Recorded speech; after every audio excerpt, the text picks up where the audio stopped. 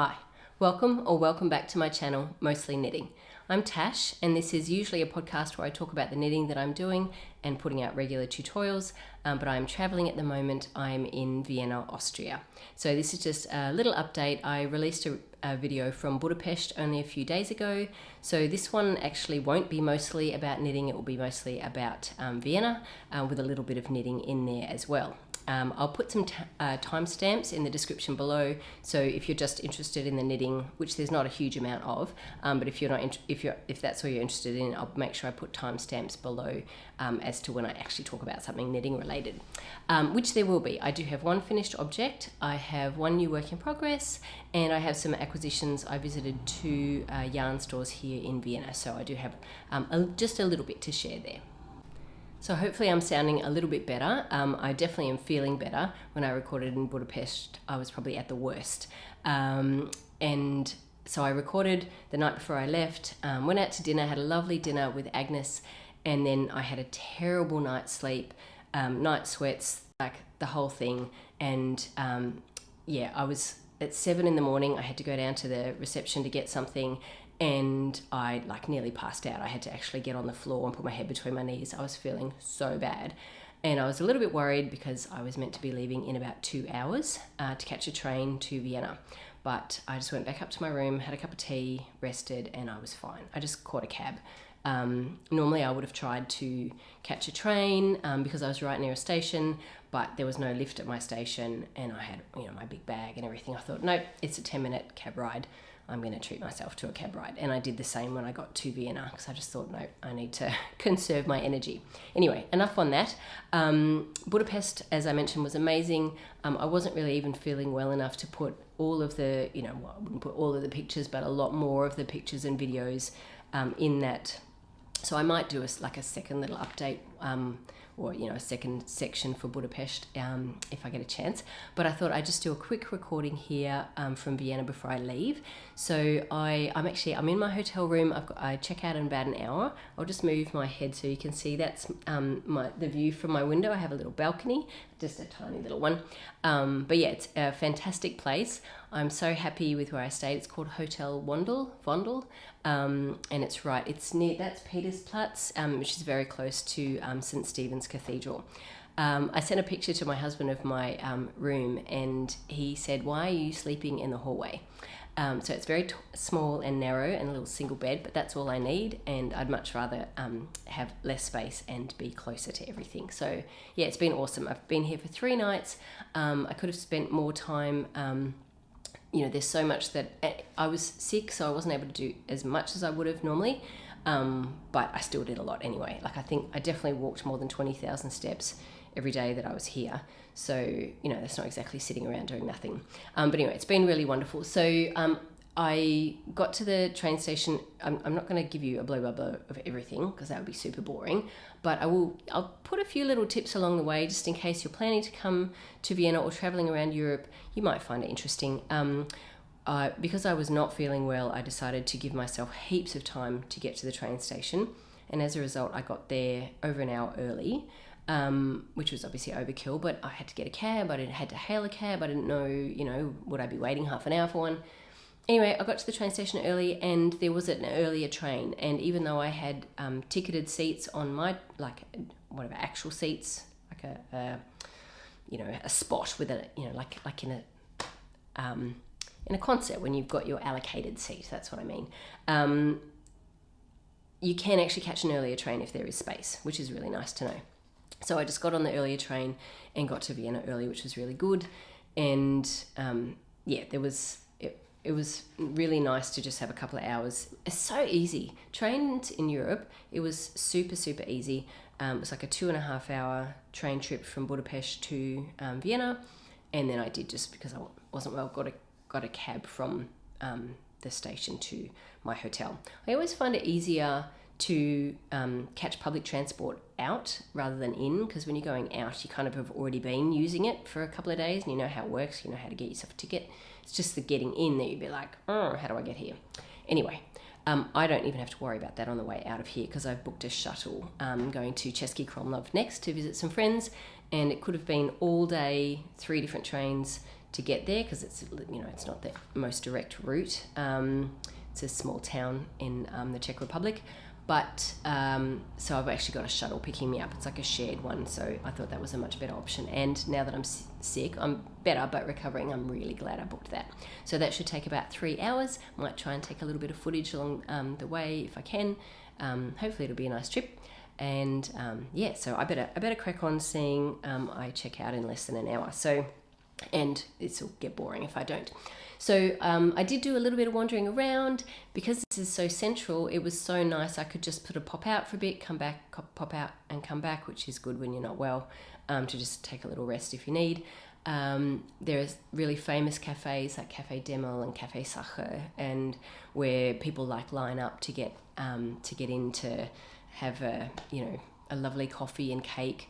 It is not cheap. I did something similar in Budapest before I left at Café Gerbeau, and that was amazing. I had such a the coffee. I mean, it was I can't remember what it was in euros, but in Australian dollars, it was $38 for coffee and cake.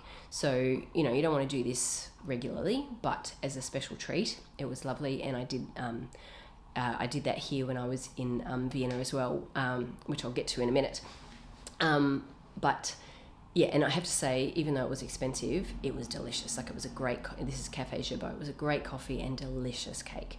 So anyway, I did a bit of wandering around. I went, you know, St. Stephen's is like 3 minutes away, so I just looked at the outside of that cathedral. They were setting up the night markets, so that was really nice. I actually got to go to the night markets here. There are night markets. This is one thing I realized. There are like Christmas markets, I should say. There is a night market in Vienna, which is here all the time, but then these are the Christmas markets. And, you know, of course you can get like glühwein and hot chocolate and all, you know, all sorts of food and specialty like Christmas baubles and things. Lots of stuff. I'm sure if you've ever seen any of the night market footage from other videos, it's all there. But there's one at St. Stephen's. There was ones in all other, lots of other places, right? It's not just in one particular location. So I just wandered around a little bit. I did, they have these things here where you go in and you do a lot of sort of just standing at a bench, and then they have like a thing underneath the bench where you can put your stuff, and you just like have a sandwich or a drink or something, and you don't, some places where you can sit down, other times you just stand. And they have, it's not like a big massive sandwich, it's like maybe a half a slice of bread, maybe a third of a slice of bread, depending on how big your slice is, with some kind of topping. So I had a little, and they range from about €180 to the more expensive ones with smoked salmon and stuff. That was at a very fancy place, my first one. That was €480 for one little third of a slice of bread with smoked salmon, but it was really good. And just a nice little snack. So anyway, I needed to come back to the hotel, have a little rest. I do promise I'll speed this up in a minute, but I'm sort of, sharing a bit along the way of different things that are here, which is I thought was really lovely about the city. So there's a viewer named Doris who met me here and at the hotel, and we walked together to Café Landman, which is one of Landman. I don't know if I'm saying that right, but that's one of her favourite cafes. It's near where she works. And so Doris treated me for coffee and cake. We went out together, and it was so lovely to be met by someone, to be shown there, like we walked there together, and to be taken out and to have to just have really lovely chat about knitting and about Vienna and what she liked about the city. And yeah, it was great. So if you're watching, Doris, thank you so much for meeting me. I'll put a picture of us up here. I forgot to get a photo while we actually were eating cake. So it's just a photo of us, and it's not even sort of the most grand one in the room. But yeah, it was so lovely. I had a really lovely orange. I had orange cakes in both places. I'm having a real orange and chocolate thing at the moment. Anyway, it was awesome. And it was so interesting to talk to Doris. She'd been to a number of retreats. Sorry, I just had to have a little coughing fit. I'm talking a lot, so that's probably going to bring on a little bit of an issue with my throat. So I'm fine, but just I might need to stop a bit and have water. Anyway, it was so good because Doris has been to a number of MIAC retreats, and I was going to go on a MIAC retreat in April, but instead pushed my trip forward to now and had to cancel that retreat and come now so I could catch up with friends at a time when I knew I could get away easily away from work. and to see, particularly to see a friend of mine in Germany. So, and obviously to see everybody, which I was going to do in April anyway, but I pushed it forward. Anyway, enough on that. The main thing was that I was going to go to a Mayak retreat, and the one with Sari Nordlin in April, which Doris is going to go to. But Doris has been to a number of the Mayak retreats, and she said they're amazing. And I definitely want, and it was just so nice to hear from her personal experience of how lovely Paola was and how great the retreats were organised and how much fun they were, which ones were her favourite. And she said the Dolomites particularly because she just loved that setting. And I think, to be honest, even though I was looking forward to the one in Venice, I think the Dolomites would have been more my speed anyway. I mean, Venice is a gorgeous city too. I have been there before and I love Venice, but I've never been to the Dolomites. And part of travel, you know, when you get to, well, I say my age, I'm at 50, you know, when you're 20 and you think like, you've got the rest of, like, you've got decades ahead to do, and you could potentially go anywhere, everywhere. At my age now, I start to think about the finite nature of how many places am I going to get to. And although I love Venice, I wouldn't go back there probably by myself, although I was going to go with my husband and he has never been there before. And that is fun too, seeing a city with someone who's, even if you've been there, they've never been there. Anyway, also there was a knitting retreat, and, you know, like, we wouldn't have spent as much time together. I'm rambling now. I do think if I was going to do a Mayak retreat, a Dolomites one would be more like what I would love to see. I've never been there before, and doing hikes and things. But being from so far away and having to plan so far ahead, I have to think about dates as well, you know, like what fits in with whatever else is happening. Anyway, a Mayak retreat is probably at least a couple of years away from me. For me now, having gone here now, going to the US pretty soon after, you know, like, money is finite, and as is time, and I do have to get back to work. So, and my friend Beck and I are planning on going to Rhinebeck in October next year. So yeah, it might have to be 2027 before I get to Europe again. If, you know, I'm hoping that this will be a more regular thing in my life, because I haven't, the last time I was in Europe is 20 years ago. Which is a long time. I definitely don't want to get it like I'll be in my 70s if I wait another 20 years. Anyway, enough on that. I had a lovely time with Doris, and yeah, it was. And then I had my first night here. I was starting to flag at about 8:30 and just needed to go to bed. Although, having said that, before I went to bed, I decided, because I wanted to go to Belvedere Palace, and Doris recommended that I book a timed slot, because at Belvedere Palace, it's mostly an art gallery, like a place to hold beautiful art now, and they have a lot of works of Gustav Klimt, and they have the Kiss there. And she said, you know, like, it gets really crowded, so you might want to book. So I went to book, pay by credit card, and then it had a two-factor authentication where I text to my phone. And I'm not receiving those sorts of SMS messages. I'm receiving like iMessage and stuff. Even on my eSIM, I still only seem to, so not Wi-Fi, but even on my eSIM, I seem to only be getting iMessages. No SMSs aren't going through either way. So as a result, I could not book anything myself online using my credit card. And then I didn't want to get out there and then have to line up. Having said that, I'm so chatty at the moment. I'm obviously feeling better. What was I going to say? It's pretty quiet here at the moment. So there's crowds, and especially in the middle of the day, there's crowds, but early, around 9 o'clock, there's pretty much nobody. And I think everyone sleeps pretty late here anyway. So, but the galleries and the museums and the palaces and things all open around 9. I think even Schönbrunn opens at 8:30.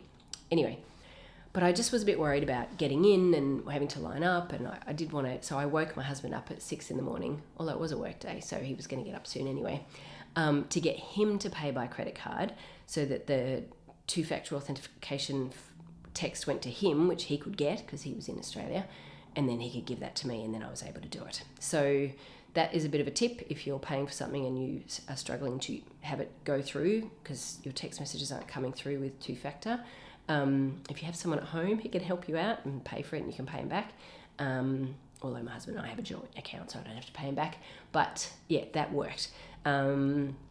Yes, and so I went out to the, I'm going to try and zoom through this. I went out to Belvedere Palace in the morning, and I love art, particularly I really love Impressionist art, but I also really, I'm trying to think when Gustav Klimt was. That was sort of late.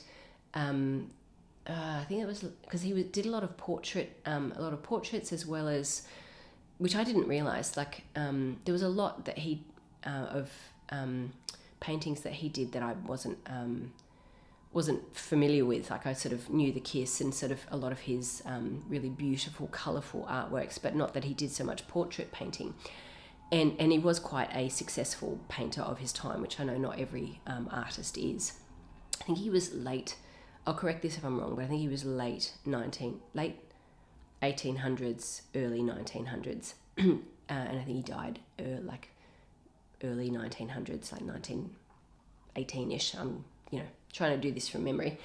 Anyway, so I got to see the Kiss and a lot of his other artwork. It was just amazing, really, really beautiful. There were some Monets in there. There was also an exhibition, but that was on loan, but that didn't sort of float my boat as much as the actual in Belvedere Palace. This is Upper Belvedere, that has just some gorgeous artwork.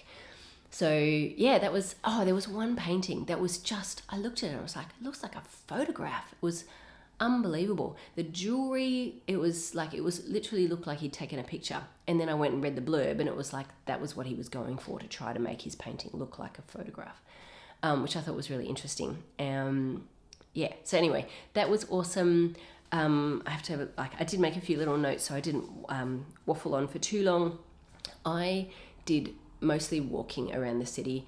I did eventually catch public transport, but what I would say is just going. What I love about art, I was wandering around, and it made me want to paint or create something with colour. I can't paint, I can't draw. I'm really not artistic in that way, but obviously I can knit and anyway. And I also thought, what does it matter if I can't my artwork is not going to be in a gallery or something. I can still draw and doodle and do things with colour, and I can certainly knit with colour. But it inspired me to do more ferrule knitting and knitting with colour, and the sort of really playful stuff like the La Bien-Aimée has done, like I said, a Paul Clay sweater, to just have more fun with my knitting. And I've done a lot of very functional knitting, but it really inspired me to be more colourful. So what else do I want to say? After that, I went to, that's right, I walked from, anyway, it doesn't matter I'm trying not to be too boring with the semantics. Just what I did when doesn't really matter, as long as I sort of hit what I did that I wanted to share about. I did get to Wollewien, which is in the middle of the city. I walked there. They, I think I was starting to flag a little bit, and the shop had a few people in it, and I wasn't fully inspired by much there. They had a lot of the Fibre Company yarns, which are nice, and I've worked with them before. Like the Fibre Company Meadow is a really lovely yarn. I love the Road to China Light. I've used that a lot, so it's not a new to me yarn. And they had mostly commercial yarns. So not much that was hand dyed, nothing that really jumped out at me and inspired me. So I didn't actually buy any yarn from that shop. Also, the other thing I would say is the Fibre Company yarn. When I looked at the price in euros, it was eye-watering. So, and there was nothing that sort of, really jumped out straight at me. But I did buy a needle, which, so I did, I don't like going to a yarn store and not buying anything. I thought this was quite interesting. It says it's a Wool Addicts. Now, you might notice it's a 3mm 80cm. Now, I lost a 3mm 60cm. I didn't have one hanging up on the wall, but I thought actually I had wanted to get a 3mm 80cm anyway. And I thought I'll try this yarn, but then, needle. And then because it looked quite blunt, the tips are quite blunt like Addi's. And then I looked on the cord, and it actually says Addi. So it says it's Wool Addicts by Lang Yarns, but it's actually an Addi. I think it's an Addi needle. It's certainly, so maybe it's just been, because it definitely, I'm sure it says, yeah, it's Addi. Probably can't really see it there, but it says Addi there. Look at that cute cat. Anyway, so I'm pretty confident. Addi needles, like they have the blunt tip and they also have nice smooth joins because they're well made. So I did get that. That's all I bought from the store. Yes, so that was my only. I did go to another yarn store, so there is another more in there. Then I walked to the Sissi Museum, which is part of a connection. So it's part of the Hofburg Palace, like on the inside, where Empress Elizabeth lived, and she was very popular. I'd encourage you, if you ever get here, I didn't know much about her at all, and the only sort of historical stuff that I knew was from my studies of modern history when I was in year 11, which is a long time ago. And I mean, I found that fascinating. I loved doing modern history, and I do find history fascinating, but certainly when you're wandering around the museum and you're listening to the little audio guide, hearing about her life and what life was like back then, particularly for women, really dreadful. And even though royalty, or had a lot of obviously had a massive amount of privilege, a lot of them were not able to marry for love. And like, she was engaged at 15 and married at 16. I mean, what 16-year-old is going to make a lifelong decision? And she did talk later about how she was just too young to make that kind of decision, although who knows how much choice she had in that. And then like her a couple of hundred years earlier, one of the Marie Therese, I think, she had like 16 kids, and of which only 11 survived into adulthood. So you can imagine, if you are as rich as anybody could possibly be and 5 of your children don't make it into adulthood, like, you can imagine what the mortality rate was for just normal people, because they would have had all sorts of, anything that could have. And even Empress Sissi, she had a baby Sophie die at the age of 2. I mean, it was obviously life expectancy was much younger for everybody back then, but quite often children didn't survive into adulthood. So where was I going with that? It was fascinating to hear about their experiences and what life was like. And of course the palaces are unbelievably beautiful. I'm so glad I've made it to Vienna. It was such a it was like, I've been to Austria before, I've been to Salzburg, but never to Vienna. So I'm so pleased I made it here. And just to learn more about the history, to see the buildings, it was awesome. So not much knitting in this one. Sorry if you're here mostly for the knitting. I will put timestamps in if there's anything that you kind of want to get to or actually talk about knitting. So that was the Sissi Museum, and then I went out to the Christmas markets and had a wander around, but I didn't stay out late because I've been needing to get to they want to get into my room. I've got like half an hour left. I'm taking every minute until late checkout it's pretty late. I didn't get a late checkout, just checkout is 12 o'clock, which is pretty good. I'm getting picked up at 1, so I do have a little bit extra time, but I thought I'd record in this little bit of time before I go. Anyway, that was it for my Monday here.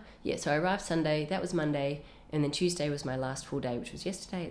I forgot to say what day it is. It's Wednesday, the 12th of November. So my last full day, because I'd done over 23,000 steps on the Monday, I can't remember, doesn't matter. Oh yeah, then even after the Sissi Museum, then I walked out to a restaurant, which was like a 35-minute walk, but it was a really nice restaurant. I'll put down below, I can't remember the name of it, and I'd probably say it wrong even if I could remember it. I had this amazing, really delicious beef. It was called a beef soup with meat strudel, which is basically just like a pastry with meat in it in the soup. It was so yummy. And then I ordered a beef sausage, which I should have realised was not going to come with anything. Was it beef? But anyway, I can't remember beef or pork, but it was a sausage with horseradish and mustard, and that was it. And I was like, this is I'm not getting my greens here in Austria, that's for sure. But because I hadn't booked, I only had the table for like 45 minutes. But it was really nice. It was a nice restaurant. I would have loved to have stayed for some like apricot pancakes or something, but my table was already booked. So anyway, as a result, I had a sleep in on Tuesday, which I really needed, and just a really slow start to the day. Caught a train, which was my first public transport. Caught a train out to Schönbrunn Palace, which is amazing. So that's connected to the Sissi Museum, because obviously all the emperors owning the same kind of real estate. And that is so beautiful. It's actually, in my head I thought it was like miles away, but it's actually not that far. It's like a 15-minute train trip, and the trains are super easy here. You just buy a ticket at the station, validate it, get on. Very easy. And yeah, that was my first actual public transport, but it was super easy. But I like walking, I like to be able to see the city. If you're on the underground, you don't see very much. Although it's not underground the whole way, but even still, you don't see very much.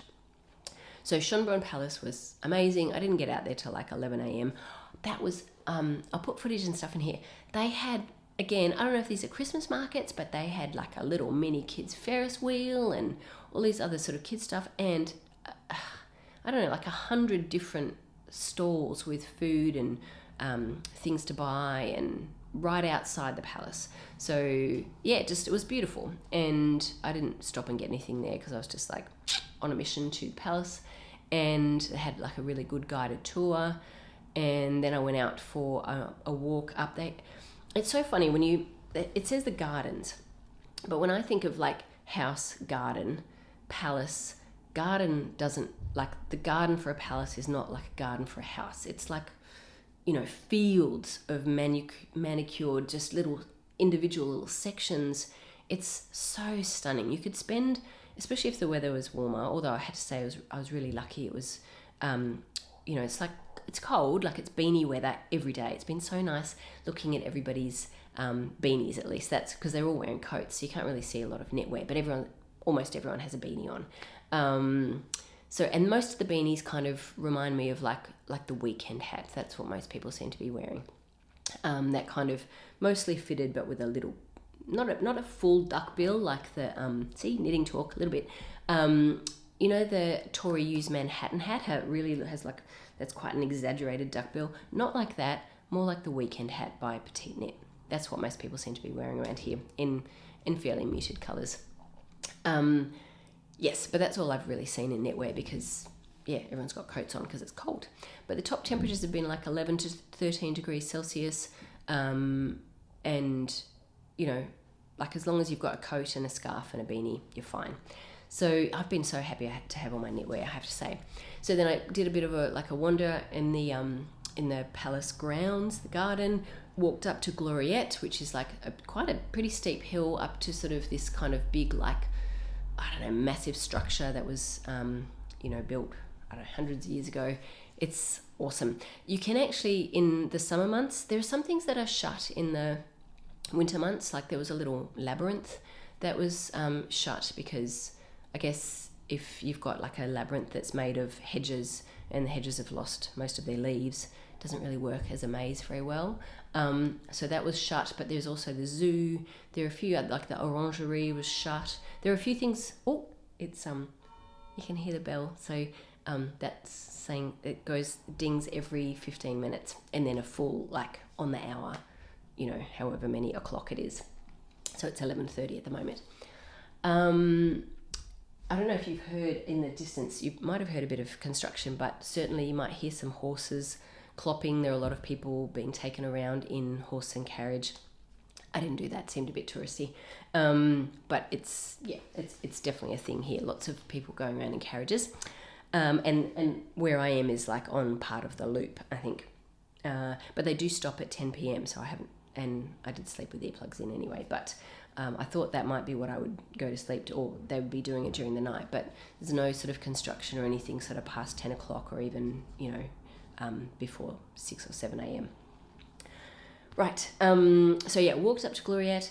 There was one thing that was, and I wish I'd known, I went out sort of mid-morning and I was there probably from about 11 to 2:30. If I'd known, they have like a light sort of exhibition which started on the 6th of November. So it had already started. So I could see all of it set up, but it obviously wasn't on because it was daylight. So in hindsight, I wish I had done an afternoon out to the Schönbrunn and then been there for that. So if you're coming here sometimes in the next, I think it ends early January. So if you're coming to Vienna in the next sort of couple of months and you're going to go to Schönbrunn Palace, which I highly recommend, you might want to make it in the afternoon. And I think sort of the warmest part of the day is around 2 o'clock anyway. So sort of come out, do the palace, and then get to see the lights. So there's my tip. So, and I was too tired to come back out. Like I didn't want to come back out again and then go back out. I probably could have, but I just thought, no, I need my sleep. And yeah, another time. But it looked so cool. And I think it was really, I don't want to say geared at kids, but kids would really love it. So from there, because I had to catch a train anyway, I thought, well, why don't I catch a train, instead of catching a train just back into the hotel to my city, why don't I catch a train to another yarn store? Because I didn't buy any yarn at Wollewien. So I went to Pingouin Wolle, which is, I don't know where it is. It's not too far out though, and it was so easy. Like I had to change trains, but I literally got off one train and then it was even on the same platform, walked over, got on another one. And they come like every 3 or 4 minutes. It's really, really regular. The Austrian train system is excellent. So I caught a train and then walked for a little bit out to Pingouin Wolle and spent a little bit of time there. I'll put some footage either now or at the end. And I did, because I lost my Ripple camisole, I bought some yarn there to make another one, so I'll grab that now. Right, so again, Pingouin Wolle had mostly commercial yarn. It had some Lana Grasso, some Rowan, but it also had a little bit of, and to be honest, the colours and everything, so nothing hand-dyed. Not that, I knit with a lot that's not hand-dyed, but the colours even themselves just didn't really inspire me. And I was struggling to find yarn for a Ripple camisole, which you'd think should be the easiest thing to find, just one skein of fingering weight or 100 grams of fingering weight, but I didn't find anything that totally grabbed me. But I did quite like this one. So this is Pascuali yarns, which is a German yarn, and I believe it's actually based in Cologne or very close to Cologne, if not in Cologne, which is where I'm going after Český Krumlov. So this is Pascuali Pinta, which I got 2 balls because or 2 skeins, they're 50 grams each, so I'm going to have to wind these up. This, at least, even though it's like a solid colour, because it's a blend, so it's 60% organic merino, 20% mulberry silk, and 20% ramie. So because different fibres take the dye differently, it has a bit of more like a heathered look. So there's 212 meters in each one, so that will be plenty for the Ripple camisole. And also they had Addi needles, and I got a replacement 3mm 60 centimeter, which is the one I actually wanted. They didn't have it up on the wall, but she had a lot. It was quite a small shop, but she had a lot more stock up high. And in fact, they had only 2 skeins of this on the floor, and they were 2 different dye lots. But I asked the lady, and she just went up and she had more upstairs. So yes, so I've got 2 skeins. I'll have to wind them up by hand. I might do that in the car on the way to Český Krumlov, so that shouldn't make me too sick. So that was my only purchase from there. So I haven't bought a lot from Vienna, but also I have to carry this around with me, and I made a mistake of buying a book in the very first city that I went to. So I've got things are heavy, and also I need to that's what I need to tell you, that because I need to save room in my luggage for future purchases in future cities. So I don't think I'll get any yarn in Český Krumlov, but I'm sure I will get some while I'm in Cologne, either at yarn stores in Cologne or wherever I travel. I don't know that my friend Eva and I are going to do a lot of travel, but the little bit that we do, I'll want to be able to buy something if we happen to go to a yarn store in those places. And then of course I'm going to Paris at the end. And get this, Doris told me, because she's on the La Bien-Aimée newsletter, which I'm not sure why I'm not, but anyway, I'm not. And she said, I think they're doing a pop-up store in Paris. And I was like, no way. And yes way, they are, and it's when I'm there. And it's some of their, they're, bringing out this sort of old stock, or, it's probably, got to dust off the dust. So there'll be, and I think maybe at slightly reduced prices. So yeah, I'm super excited about that. So that's, if you're going to be anywhere in Paris, it's from the 27th to the 30th of November. and I am arriving in Paris on the 26th of November, and I'm there to the 29th. So yeah, I might be at the door when they open on the 27th. There's lots of other things I want to do in Paris as well, but that's and there's a few yarn stores I want to go. Lil Weasel and it's not so much a yarn store, but La Droguerie, which is a sort of like a haberdashery. Definitely going to go to those two, but now I'm going to go to La Bien Way as well. And I'm definitely going back to Musée d'Orsay, which is my favourite museum in the whole world. So, yeah, I'm not sure what else I'll have time for, but those are the definites in Paris. Anyway, back to Vienna. After Penguin Wolle, because it's not that far away. It's like a half an hour walk back to my hotel. So I walked back. Oh, and that's what I love. So this is an area, when you go somewhere, even though like people might say, well, you're in a different city. Why are you just going to a yarn shop? You can go to a yarn shop anywhere. But like, it's a yarn shop in Vienna, so I get to see, and I get to see a different area. So in doing that, then walking back from there, it's a completely different area and wandering around. And I happened to walk like right past, and so I went through the Museums Quartier. I don't know if that, like, it feels like that's how I should say it. I don't know how they would say it here in Vienna. That's sort of like a French pronunciation, I think. My version of French pronunciation. Museums Quarter. So you walk through it, and it has lots of the Leopold Museum and the Museum of Fine Art, the Kunsthistorik. I don't know, something like that. I can't pronounce German. But yeah, so I want to go back there too because there's some really amazing paintings there. So I didn't get there this trip, so many things still, but I will, I'm sure I will come back. So walked through the Museums Quarter, back again sort of to my hotel, and then wandered around a little bit, had another, third of a slice of bread with smoked salmon on it as my little fancy snack. I haven't really been having big meals here for whatever reason. I don't know, I haven't been that hungry. Maybe it's because I'm sick. But yeah, I need some water. All right, that's a sign that I need to stop talking and finish up because it is 20 to 12 and I do have the last little bit of packing to do to stuff things into my suitcase before my next little journey. But I will just mention, last little thing, when I left the Museums Quartier and I was coming back to my hotel, there was like another statue and the Albertina Museum, and I saw, or like a monument, and I saw people on the top. And I was like, how do you get up there? So I walked around because, if you're not on a schedule, you just, oh, look at that. Let me go and have a look. And of course there was, well, not of course, but there was a lift and there was an escalator. So I just went straight up and, you get to sort of see another area and think, there's another place I should come back to another time. I didn't get to the Albertina Museum. Don't even know what's in there, but I'm sure there's something interesting that will have to be for next time. But I love that. I love just wandering around a city, and if a shop catches my eye, the supermarkets here, there's Billa. Billa is like one of the main supermarkets here, and there's Billa Corso where they have sort of, I don't know if it's higher end, but some of them, like just the building itself is beautiful, and they have lots of really lovely food. So you could probably do Vienna quite a bit cheaper if you buy stuff from the supermarket and just have, I didn't eat out very much here, so in that sense it was kind of less expensive because I just wasn't hungry. And I ate a third of a sandwich for dinner. But if you were feeding more people, you're feeding kids or whatever, you could easily stock up from the supermarket with, olives and cheeses and, they have everything, beautiful breads and strudels and, so good. And it would be helpful if you had a microwave, but yeah. Anyway, a lot of the cold cuts and things and breads and stuff are just yummy by themselves. Anyway, I said I would stop talking and I keep talking. Was there anything else? Knitting related. Last two things. Yes, this is a knitting podcast. I will just show you quickly.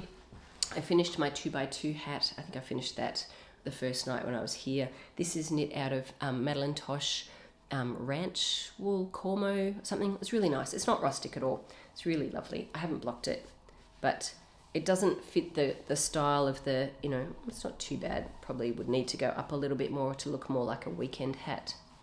Sort of styling it on camera, but yep, it's nice. I haven't worn it yet, but I probably will. It's added to my hats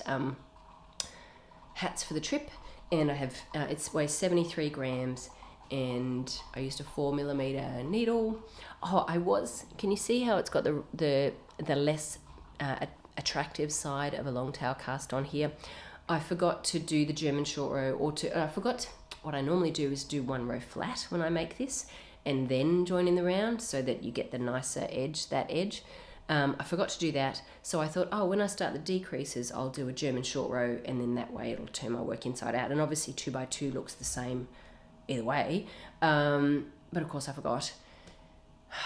I knew I would. I kidded myself briefly that I wouldn't, but I was 90% sure I'd forget, which I did. And also I was sick, so I blame that. But literally it's not that bad. And if you look at most people's projects on Ravelry, most people just do this and join it in the round. But I do think it's such an easy thing to do, to just knit 1 round flat and then join in the round, and you get the nice side if you're going to do a long tail cast on.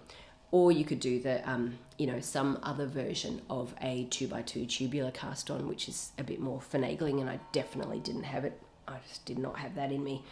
And I even I didn't even remember to knit around flat. So, it is 11:45. That was the bell.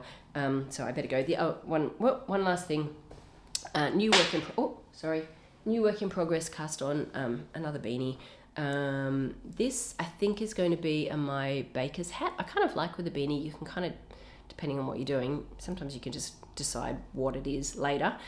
So this is Madeleine Tosh Chunky in the colorway Moonstone, and I've brought 2 skeins of this in one color in Moonstone, 2 skeins in Well Water, for hopefully if the girls at Český Krumlov want to learn how to knit, they can use this yarn, because I had plenty of it. So I just cast on I needed another cast on because I lost my project. I cast on, this is a 4.5mm needle. I did a tubular cast on, looks a bit funny actually, did a tubular cast on, and then 1x1 rib. And I will do, I won't need to do a German short row because that's going to fold. I will have a folded brim, and that's the nicest side. So I'll probably do a baker's hat. But because it's a heavier yarn, like a chunky yarn and larger needles, I cast on less stitches. I cast on 80 stitches, which I have tried it on. I put it on a larger needle and tried it on, and it definitely is big enough. It's on the smaller side, but it is big enough. So I think when I get to about 5 inches, I will switch to stockinette, which is sort of the rest of the baker's hat. I think it's the wrong stitch count, but you get the idea. It's a large rib folded up. The rest is stockinette. Okay, I got to go because I'm sure they want to kick me out of my room, and I need to make a cup of tea for the journey. And thanks for being here. I know there was very little knitting. Maybe there'll be a bit more knitting when I'm on the farm in Český Krumlov, or I might just be very busy out and about, but I'm almost certainly going to cast on a new Ripple camisole. So at the very least I'll have that, and I might have that done. And my ruffle socks. One more.